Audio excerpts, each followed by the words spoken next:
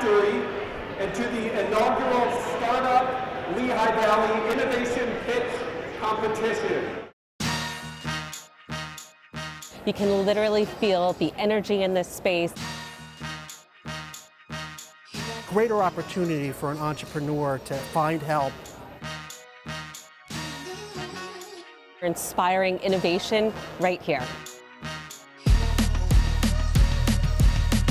Pennsylvania has a history of being an innovative state and providing sort of disruptive technologies. That is in our steel, it's in our soil, it's in everything we do. We are constantly innovating and putting forth new and big ideas. Helping companies that have an idea get that idea off the ground, helping companies that are already past that idea stage get more attention from our economic development group so that they can help move them along in the process. Entrepreneurs and startups, the most important thing for them is a sense of community. Community organizations like the Rising Tide, Community First.